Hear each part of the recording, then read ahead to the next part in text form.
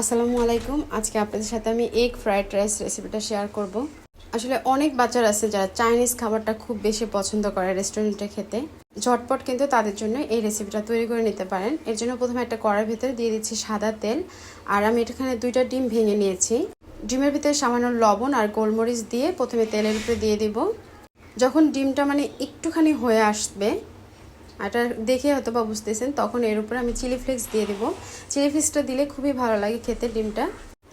তারপরে এখন আমি ডিমটাকে ভেঙে নিব, একদম ঝুরি করে ফেলবো।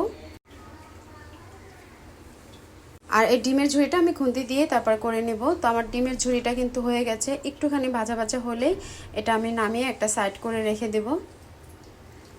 খুবই ঝটপট, পৃথিবীর সবচেয়ে সহজ এই ফ্রাইড রাইসটা, কিন্তু খেতে অসম্ভব রকমের মজা। একবার হলো প্লিজ সবাই ট্রাই করবেন। তো আমি ওই একই কড়ার ভিতরে দিয়ে দিচ্ছি বাটার। আপনারা চাইলে সাদা তেলও দিতে পারেন, তবে বাটারের টেস্টটা কিন্তু একটু ডিফারেন্স হবেই। দিয়ে দিচ্ছি পেঁয়াজ কুচি আর কাঁচামরিচ দিয়েছি।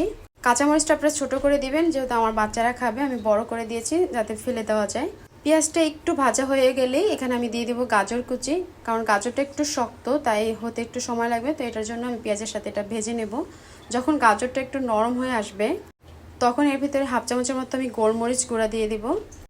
চিকেন পাউডার দিয়েছি 1 চামচের মতো, আর চিলি ফ্লেক্স দিয়ে দিচ্ছি হাফ চামচের মতো, ঝালটা আপনাদের পছন্দ অনুযায়ী। আর আগে থেকে বাসমতি রাইসটা আমি বয়েল করে নিয়েছিলাম।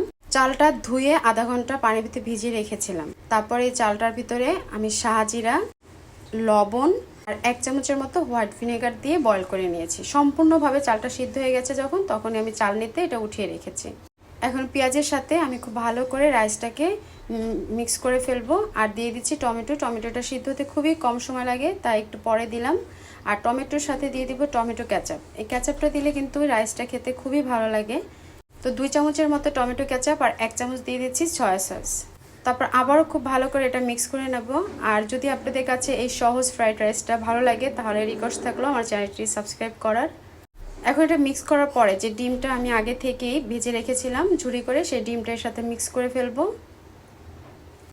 নামানোর জাস্ট আগ মুহূর্তে আমি এখানে একটুখানি আজিনা মতো দিয়ে দেবো, যেটাকে টেস্টিং সল্ট বলা হয়।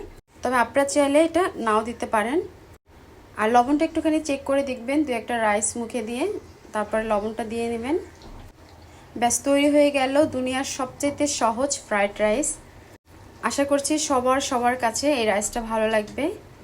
আর এটা রাইসটা এখন আপনারা চিকেন ফ্রাইয়ের সাথেও পরিবেশন করতে পারেন, আবার শুধুমাত্র ভেজিটেবল সালাদ দিয়েও কিন্তু এটা বেশ ভালো লাগে।